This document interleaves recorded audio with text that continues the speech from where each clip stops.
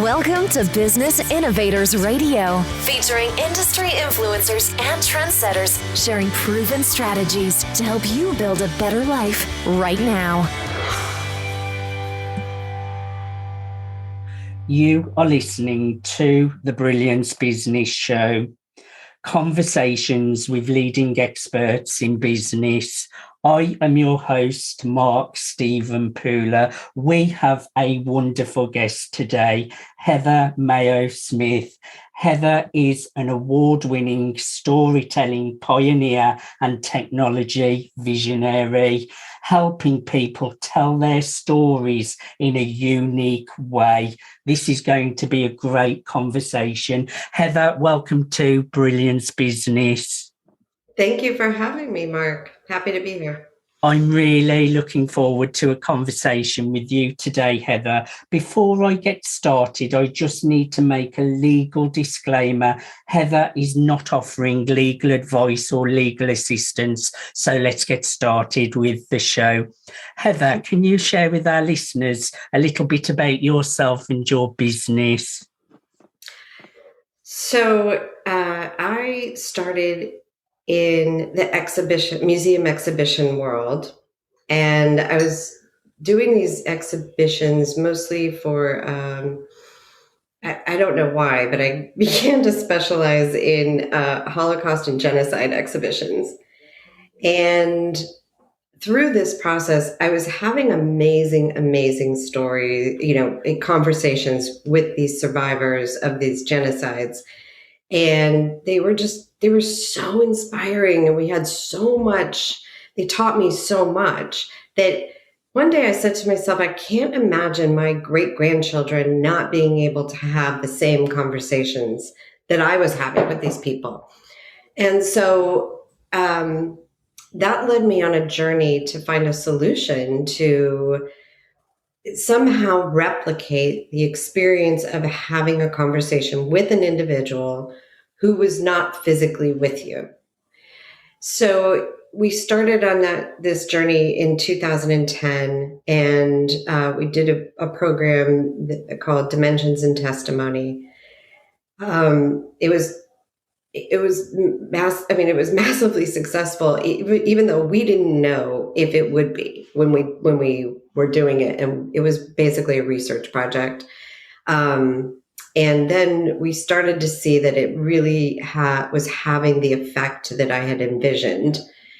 So as I was taking these modules, and introducing it to people all over the world, the one question I kept getting was, can I do this myself? And can I do this with my grandparents? Can I do this with the founder of our company? Can I use this for training? Can we use this for, I teach at a classroom with all autistic children, and this would be amazing for them to practice having conversations with people and socializing. Just all these ideas that people were coming up to me with. So I said, all right, what would it look like if we made this technology ubiquitous so that individuals could tell their mother's stories, their father's stories? You could tell your story, Mark, which is amazing. Thank you. And you can have people talk to you and have conversations with you, but you don't have to be there physically. You don't even have to, it's not on the same time zone even when people are talking to you. You could get to know people all over the world and actually sit down and really get to know somebody. So it just started this journey. We started that project about 2017. We saw that technology might start to have the infrastructure that would allow us to make this technology ubiquitous, because it had to be automated. It had to be cloud-based. It had to, you had to be able to do it in real time. So a lot of things had to happen, and technology had to get, faster and more secure, and more stable around the world if we were going to do this. Also, the languages and the speech to text, when you talk to Siri or something like that, that had to come a long way. So we started to see that happen. And in 2018, we decided, yeah, we think we can do it. And we started StoryFile. And so we built, over the next 3 years, we progressed and we built this platform that allows individuals to capture their parents or their families or their loved ones' stories for future generations.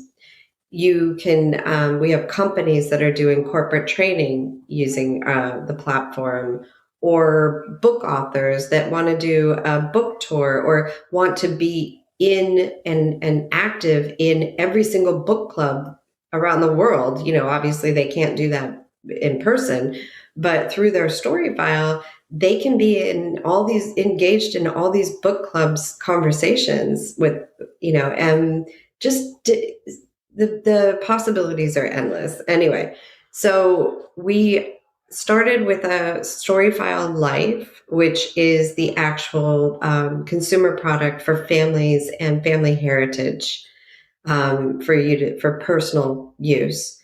And we just now launched our business B2B, our SaaS product, which is our back end in the platform called Conversa. And that allows companies to embed any kind of conversational video content that they want to create.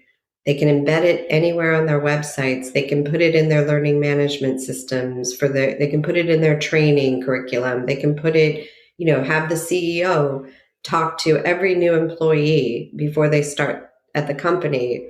It just, people are using it in very creative ways. We some of them we did not anticipate. So it's really interesting, really I fun. love it.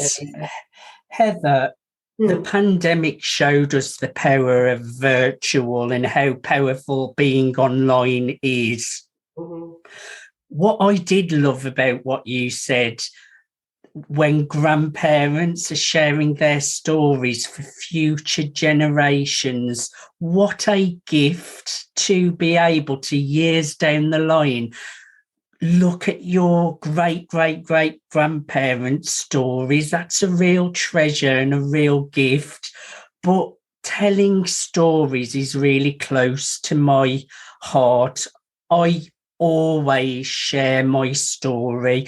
So even if I'm talking about PR and media, which isn't relevant to my story, I will always share my story, because when you share a story, people connect with you. When you're sharing your vulnerabilities, when you're sharing your struggles and how you've overcome things, this is how you build a connection with people. It's how people get to know you. Sharing stories is really important, isn't it, Heather? It's crucial, and it's part of our DNA as human beings. We learn through stories. We learn through asking questions, and human beings are unique in that way. We have something in us that wants answers, that wants to understand the world around us and life and that journey. And the more stories and the more people in your past that you can you can have these conversations and get to know and really hear their stories in their own words. So this is not stories passed down through 4 generations, and if you've ever played the game of telephone, you can probably, decide that story is not really the way it happened.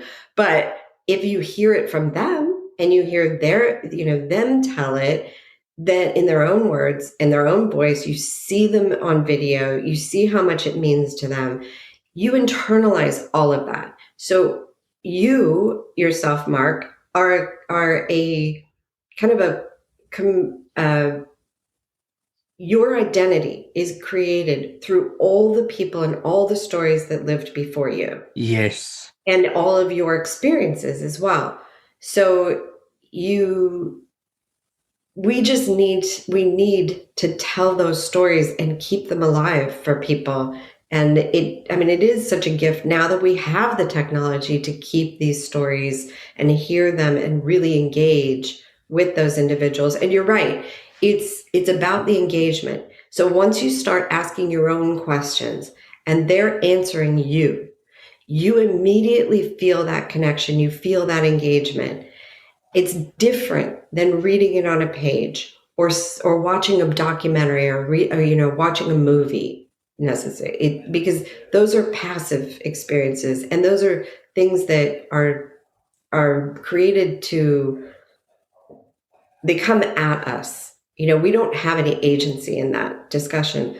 Also, I wanted to point out one thing. I don't know if you've ever lost a family member or a loved one, Yes. but tell me if this is true. After they were gone, a few years later, maybe, did you have questions for those individuals that you didn't ask them when they were alive?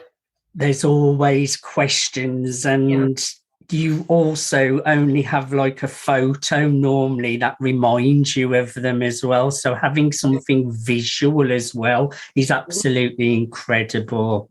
Yeah, but you can ask them, the questions that you didn't ask them when they were alive, the conversations that you missed having, you can now have. You might not have everything because it's limited to how much the individual wanted to record, but you do have something, and you can get to know them and see them and you see through their body language, their personality. So Yes. it's very, very important to keep these people alive in our life so that they can influence our future generations.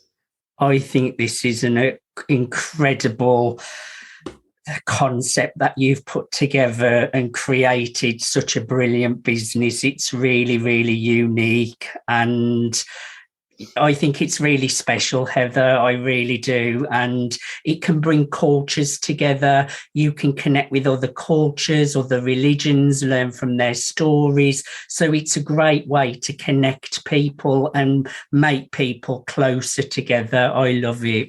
Yeah. Well, and the beauty of this is, how many times have you talked to an individual or seen someone on TV and you really would love to know what they're thinking, or you really would love to know why they think the way they do, for example.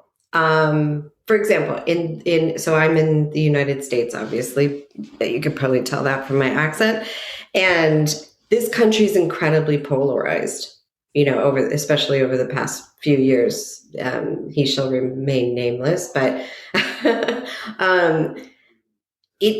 I can't tell you how many times I've wanted to sit down with someone that thinks differently than I do, and really ask them why. What is behind why are you thinking the way you're thinking? What went into this? And these are conversations that you really can't have in person, because that they're going to escalate. You're going to get you're going to get more intense. They're going to get defensive and more intense. Then you get defensive and more intense. So it's not productive, right? So unless you're mediated, it gives you the chance to talk to and ask questions that you wouldn't normally ask in person as well, and really get to the bottom of things and just figure out people in general. It's an amazing gift, amazing tool to be able to. I love it. And tell us a little bit about who is great to create their story with StoryFile, and what is the process like for them to put it all together?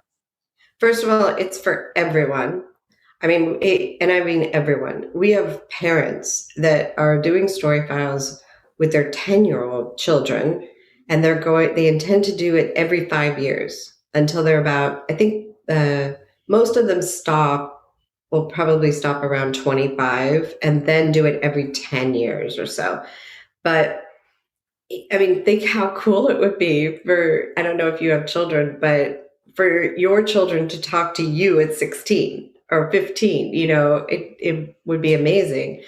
So, people are using it that way. It's something for everyone, actually. It's an online, it's a website. You go online. If you've got a computer, you do have a camera. If you have a smartphone, you have a camera, you can do it through your smartphone. Any kind of camera you have, it's as easy as opening your laptop and telling your story. You just answer all the prompts that we give you and tell your story, answer the questions, and you're done. It's easy. And in real time, when you finished answering all the questions, you can have a conversation with yourself right after you're done filming. You can, some people do it a little bit more professionally. They have a webcam, maybe they have lighting, sometimes we'll have family. No, this is the best. When you have a family member actually doing the interviewing. So they're recording you with a webcam and they've got their computer open. And so they're actually asking you the questions. But the conversations that you have with family members through this process is unbelievable. You learn things about your parents, your grandparents, your aunts, your uncles that you never knew because you didn't think to ask these questions. So you hear stories and things that they've experienced that you never knew that they went through. So it's a great experience. It's also a great experience for an individual to go through because these questions are things that we don't normally think about on a daily basis. Like, what are your values actually? And why? It's just so many questions that it's a great internal exercise for oneself, actually. It's just really, really unique and special. And just tell us a little bit about the light bulb moment that you got this idea to put this all together, and how was the process of making it into what it is? Was that quite a difficult journey? All of it has been an amazing adventure so it was 2009, and I was literally sitting at a kitchen table with a Holocaust survivor across from me, and we were having an amazing conversation. And it struck me that we have videos of them, we have video interviews, we have movies, we have documentaries, we have autobiographies, we have novels, we have documents, and thousands of photos and documents. But we haven't captured the conversation, the Q&A, like the actual the questions that people ask these individuals, and then captured it in a way that it feels like you're just, you're letting your curiosity lead the conversation and you're learning what you want to learn.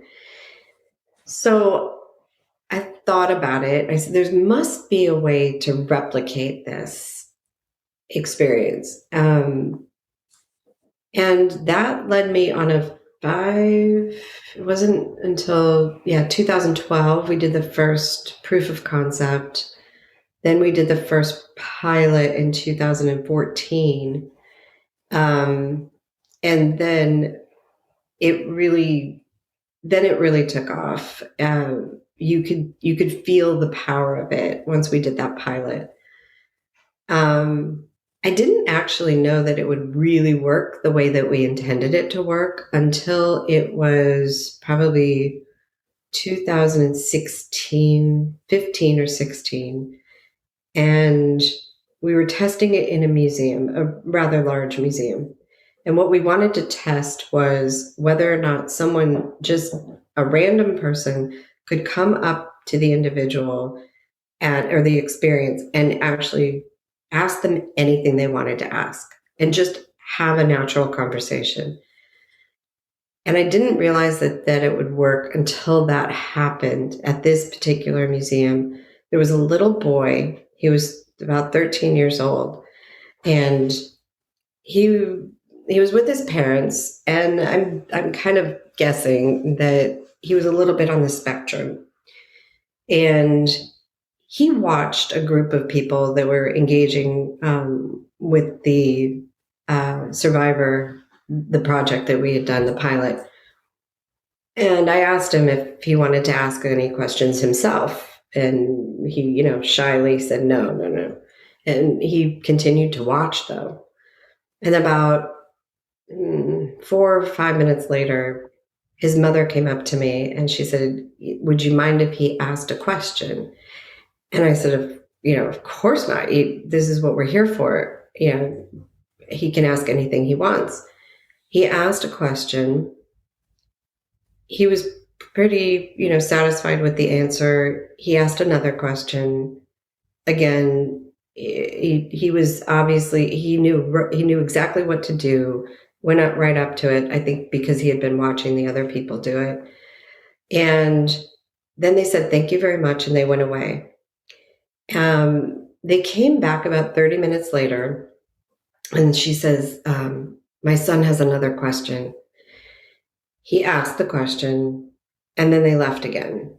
And this particular museum, to see the core exhibit, you have to, it's a timed thing. So you have a certain time that you go, and obviously they had been waiting for that to happen.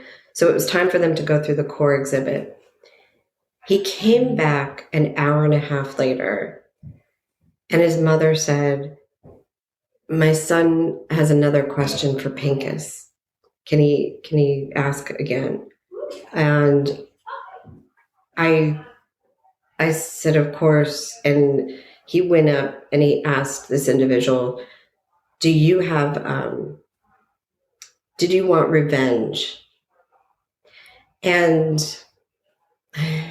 every time I tell this story, I start crying because he really felt that that individual was there for him, that Pincus was there for him as he went through this very difficult museum. To struggle with the Holocaust as a 13-year-old is not an easy thing. And he really felt that Pincus was there for him every step of the way throughout the museum, that he could go back to him and ask him questions. And the reason I knew that it affected him was because he called him at the third time, he called him by his name. He said, "Mom, I have a question for Pincus." So that was it. Really moving, and that just goes to show how it can change people's lives. It can support people, it can get them through grief and things like that as well, if it's especially close relatives that they're having questions with that may have gone unanswered. It's really, really powerful what you have put together, Heather, and it's really, really inspiring that you've had this visionary idea and really created something so special. How do clients typically hear about you, and are there certain life moments that may lead to them seeking you out? I think that people sometimes are always interested in unique ways to preserve their parents' stories and their grandparents' stories and lives. If not, if they don't know that's even possible, then podcasts like yourself, advertisements, things like that, newspaper, magazine articles and things like that are usually the way people find out about it. So my next question, what's next for Heather? I know you're busy with StoryFile and everything there. Is there new things you're working on in StoryFile? Have you got any other projects that you're working on?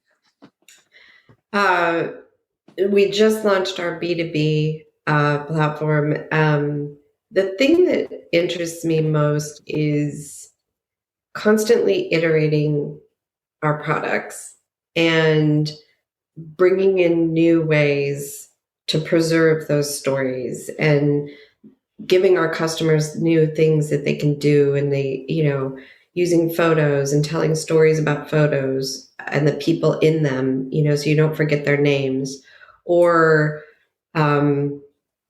displaying them in different ways, and visualizing them in different ways, in expanding it so that, for example, in the Ukraine right now, we gave a couple of individuals the StoryFile platform, Yes. And they're taking, they're doing story files with these individuals, and they're remarkable stories, of resilience and what they're Yes. going through. But this is the first time actually that you can tell the history of what's happening in the world through in real time and through the people that are actually experiencing it. So that's something we felt strongly about doing. Um, it's going to be a journey. It's going to be a lot of work, and it's going to take a lot to get this around the world in every different language and get everyone to know that they can do this. So I think I probably have my hands full for quite You some time. certainly have. Another thing you mentioned, Heather, especially going into Ukraine, what you have got is kind of like, we all have the news, but it's normally very negative or one-sided, and we only get to see the bad parts. This is like the news, but in a storytelling way, where you get to see real time, you get to see emotion, love, you get to see the real stories. I just think it's absolutely brilliant. And like you mentioned, I would be a good person to do a story file. My last question today, Heather, would you like to just say a few words to people that may be listening who you may feel would benefit for coming forward to do a story file with you? I think the one thing that I could say to everyone is the most important thing is don't think that you don't have anything important to say. There's not one person that I haven't met in my life that I haven't been able to learn something from or have an experience that I have valued from. Everyone has stories. If you've Yes. lived a life, you have experience, you have things to teach people, and through your experiences, other people, you may help them through these, or they may connect with you. And I mean, to me, the meaning of life is to make those connections. Conversation, yes. And it's about having those conversations and making those connections with people.